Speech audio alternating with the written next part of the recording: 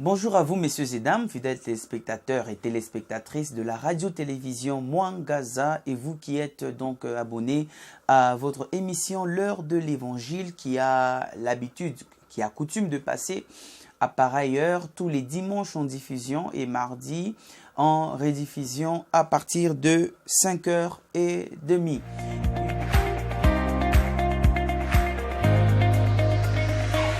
Et avant de commencer le sujet qui est réservé aujourd'hui, laissez-moi vous informer, mes frères et sœurs, vous rappeler même que la semaine prochaine, donc le samedi 22 et le dimanche 23 février, nous avons une très grande conférence d'enseignement autour du sujet « L'Église du Dieu vivant » qui est la colonne et l'appui de la vérité de Dieu.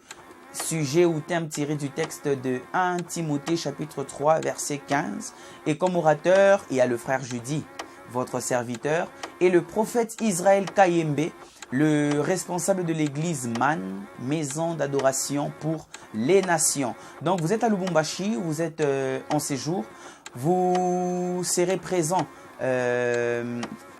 par rapport à ces dates que je viens de vous donner. Vous êtes les bienvenus. L'entrée est gratuite.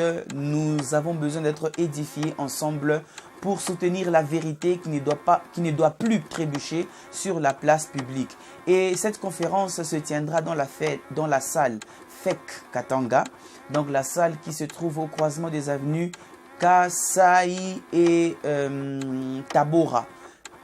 Croisement des avenues Tabora et Kasai, la FEC Katanga. C'est une salle ou une référence qui ne peut pas vous échapper de vue. Donc, nous vous invitons massivement à répondre à cette convocation, cette sainte convocation, parce que c'est la parole de Dieu qui sera enseignée. Et quand la parole de Dieu est enseignée, le Saint-Esprit est toujours à l'œuvre. Donc, je vous invite vraiment à être présent. Nous irons de 14h30 à 18h30 tous les 2 jours. De 14h30 le samedi 22 à 18h30 et le dimanche 23 de 14h30 à 18h30. Le frère Judy Kabange que je suis et le prophète Israël Kayembe, ce sont cela les deux orateurs de cette conférence. Et aujourd'hui, mes frères et sœurs, comme vous savez, notre émission, c'est l'heure de l'évangile. Donc, nous parlons de l'évangile. Et quand on parle de l'évangile, on ne peut pas passer à côté de Jésus.